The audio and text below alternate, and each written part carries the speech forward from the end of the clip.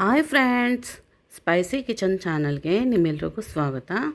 ಈ ಥರ ವೆಜಿಟೇಬಲ್ ಎಲ್ಲ ಹಾಕಿ ಉಪ್ಪಿಟ್ಟು ಮಾಡುವ ವಿಧಾನ ನೋಡೋಣ.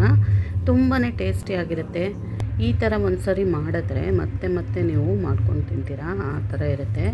ಈ ಉಪ್ಪಿಟ್ಟನ್ನ ಚಟ್ನಿ ಪುಡಿ ಉಪ್ಪಿನಕಾಯಿ ಜೊತೆ ಸರ್ವ್ ಮಾಡ್ಕೊಂಡು ತಿಂದರೆ ತುಂಬಾ ಟೇಸ್ಟಿಯಾಗಿರುತ್ತೆ. ಮೊಸರು ತುಪ್ಪ ಹಾಕ್ಕೊಂಡು ತಿಂದರೆ ಮತ್ತೆ ಮತ್ತೆ ಮಾಡ್ಕೊಂಡು ತಿನ್ನಬೇಕು ಅನಿಸುತ್ತೆ. ಇದು ಬನ್ಸಿ ರವೆ ಒಂದು ಬಟ್ಲಷ್ಟು ತೊಗೊಂಡಿದ್ದೀನಿ ನಾನು. ಅದಕ್ಕೆ ಕ್ಯಾರೆಟು, ಬೀನ್ಸು, ಹಸಿಮೆಣಸಿನ್ಕಾಯಿ, ಬಟಾಣಿ, ಈರುಳ್ಳಿ, ಟೊಮೊಟೊ, ಆಲೂಗಡ್ಡೆ ಇಷ್ಟು ಬೇಕಾಗತ್ತೆ. ಈ ಬನ್ಸಿ ರವೆನ ಒಂದು ಬಾಣಲಿಗೆ ಹಾಕಿ ಸ್ವಲ್ಪ 1-2-3 ಸ್ಪೂನ್ ಆಯಿಲ್ ಹಾಕ್ಕೊಂಡು ಚೆನ್ನಾಗೆ ಹುರ್ಕೋಬೇಕಿದು. ಸಿಮ್ಮಲ್ಲಿ ಇಟ್ಕೊಂಡು ಚೆನ್ನಾಗಿ ಘಮ ಬರೋವರೆಗೂ ಹುರ್ಕೋಬೇಕಿದನ್ನು. ತುಂಬಾ ಟೇಸ್ಟಿಯಾಗಿರುತ್ತೆ ಇದು. ಎಣ್ಣೆ ಹಾಕಿ ಹುರಿಯೋದ್ರಿಂದ ಬೇಗನೂ ಆಗುತ್ತೆ, ಟೇಸ್ಟು ಚೆನ್ನಾಗಿ ಬರುತ್ತೆ. ಉಪ್ಪಿಟ್ಟು ಉದುದ್ರಾಗುತ್ತೆ. ಎಣ್ಣೆ ಹಾಕಿ ಹುರ್ಕೋಬೇಕು. ಅದೇ ಬಾಣಲಿಗೆ ಸ್ವಲ್ಪ ಎಣ್ಣೆ ಜಾಸ್ತಿ ಬೇಕಾಗುತ್ತೆ. ಇದಕ್ಕೆ ಒಂದು ಸ್ಮಾಲ್ ಕಪ್ಪಲ್ಲಿ ಅರ್ಧ ಕಪ್ಪಷ್ಟು ಎಣ್ಣೆ ಹಾಕ್ಕೊಂಡು 2 ಸ್ಪೂನಷ್ಟು ಸಾಸಿವೆ, 1 ಸ್ಪೂನ್ ಜೀರಿಗೆ, ಕಡಲೆಬೇಳೆ, ಉದ್ದಿನಬೇಳೆ ಹಾಕ್ಕೊಂಡು ಚೆನ್ನಾಗಿ ಸಿಡಿಸ್ಕೋಬೇಕು. ಇದನ್ನು ಚೆನ್ನಾಗಿ ಸಾಸಿವೆ ಜೀರಿಗೆ ಸಿಡಿದಾದ್ಮೇಲೆ ಕಡಲೆಬೇಳೆ, ಉದ್ದಿನಬೇಳೆ ಹಾಕ್ಕೊಂಡು ನೋಡಿ, ಇದು ಹಸಿ ಕರಿಬೇವಿನ ಸೊಪ್ಪು ಹಾಕ್ಕೊಂಡು ಅದನ್ನು ಚೆನ್ನಾಗಿ ಸಿಡಿಸ್ಕೋಬೇಕು.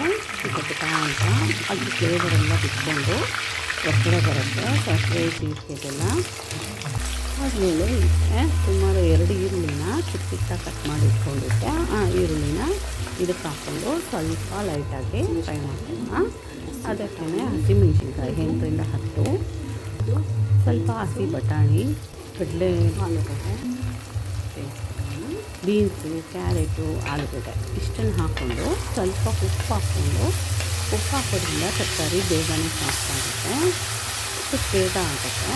1 ಸ್ಪೂನಷ್ಟು ಉಪ್ಪು ಹಾಕ್ಕೊಂಡು ಚೆನ್ನಾಗಿ ಮಿಕ್ಸ್ ಮಾಡಿಕೊಂಡು ಮುಗಿಸ್ಬಿಟ್ಟು 5-10 ನಿಮಿಷ ಸಿಮ್ಮಲ್ಲಿ ಇಟ್ಕೊಂಡು ಮುಗಿಸ್ಕೊಳ್ಳೋಣ. ತರಕಾರಿನ ಸ್ವಲ್ಪ ಅರ್ಧ ಪರ್ಸೆಂಟು ಬೇಯ್ಕೋಬೇಕಿದು.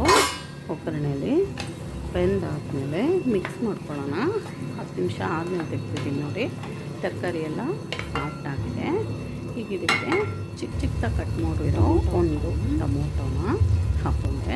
ಇದು ನೋಡಿ ಸಬ್ಸಿಗೆ ಸೊಪ್ಪು, ಸಬ್ಬಾಕ್ಷಿ ಸೊಪ್ಪು ಅಂತಾರೆ ನಮ್ಮ ಕಡೆ. ಇದನ್ನು ಹಾಕೋದ್ರಿಂದ ಉಪ್ಪಿಟ್ಟು ತುಂಬಾ ಫ್ಲೇವರ್ಫುಲ್ಲಾಗಿ ಟೇಸ್ಟಿಯಾಗಿ ಬರುತ್ತೆ. ಆರೋಗ್ಯಕ್ಕೂ ತುಂಬಾ ಒಳ್ಳೆಯದು. ಸಬ್ಸಿಗೆ ಸೊಪ್ಪು ಹಾಕಿ ಟೊಮೆಟೊ ಹಾಕ್ಕೊಂಡು ಮಿಕ್ಸ್ ಮಾಡ್ಕೊಳ್ಳೋಣ. ಇದನ್ನು ಜಾಸ್ತಿ ಫ್ರೈ ಮಾಡಬಾರ್ದು, ಸ್ವಲ್ಪ ಲೈಟಾಗಿ ಫ್ರೈ ಮಾಡ್ತೀನಿ. ಈ ಬಟ್ಲಲ್ಲಿ 1 ಬಟ್ಲು ರವೆ ಇರೋದ್ರಿಂದ ಇದೇ ಬಟ್ಲಲ್ಲಿ ನಾನು ಬಿಸಿ ಮಾಡ್ಕೊಂಡಿರೋ ನೀರನ್ನ 3 ಬಟ್ಲಷ್ಟು ಹಾಕ್ತಾಯಿದ್ದೀನಿ. 3 ಬಟ್ಲು ಹಾಕಿದ್ರೆ ಬನ್ಸಿ ರವೆಗೆ ಕರೆಕ್ಟ್ ಆಗುತ್ತೆ. ನಿಮಗೆ ಇನ್ನೂ ಉದುದ್ರಾಗಬೇಕು ಅಂದರೆ 2.5 ಬಟ್ಲು ಹಾಕಿದ್ರೆ ಸಾಕಾಗುತ್ತೆ. ಇಲ್ಲ ಸಾಫ್ಟ್ ಆಗಬೇಕು ಅಂದರೆ 3 ಬಟ್ಲು ಹಾಕಬೇಕು. ಇದಕ್ಕೆ 1 ಕಪ್ ರವೆಗೆ 3 ಕಪ್ಪು ಹಾಕ್ಕೋಬೇಕು. ಇದಕ್ಕೆ 1 ಬಟ್ಲಾಗೋಷ್ಟು ಹಸಿ ಕಾಯಿ ತುರಿ, ಅರ್ಧ ನಿಂಬೆಹೋಳು ಹಾಕೋದ್ರಿಂದ ಉಪ್ಪಿಟ್ಟು ತುಂಬಾ ಟೇಸ್ಟಿಯಾಗಿ ಬರುತ್ತೆ. ಒಂದು ಸರಿ ಹಾಕಿ ನೋಡಿ ಹೇಗೆ ಬರುತ್ತೆ ಅಂತ. ಇಷ್ಟು ಮಾಡಿ ಇದು ನೋಡಿ ಕೊತ್ತಂಬರಿ ಸೊಪ್ಪು ಇಷ್ಟನ್ನು ಹಾಕಿ ಚೆನ್ನಾಗಿ ಮಿಕ್ಸ್ ಮಾಡ್ಕೊಳ್ಳೋಣ. ಇದು ಚೆನ್ನಾಗಿ ಕುದಿಬೇಕು. ಮತ್ತು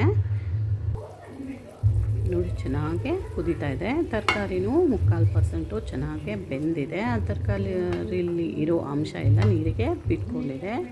ಫ್ಲೇವರ್ಫುಲ್ಲಾಗಿ ಟೇಸ್ಟಿಯಾಗಿ ರೆಡಿ ಆಯಿತು.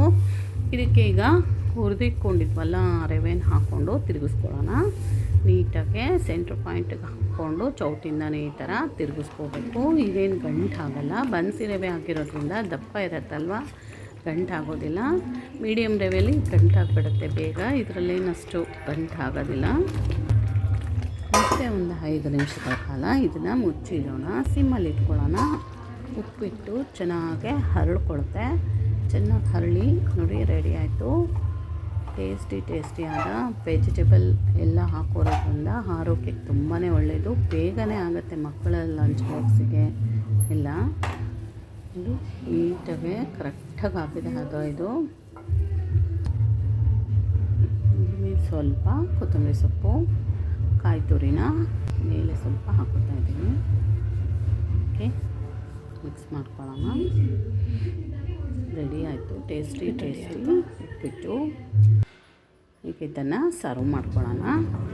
ನೋಡಿ ಎಷ್ಟು ಉದುದ್ರಾಗಿ ಎಲ್ಲ ವೆಜಿಟೇಬಲ್ಸ್ ಹಾಕಿ ಟೇಸ್ಟಿಯಾಗಿ ರೆಡಿ ಆಯಿತು.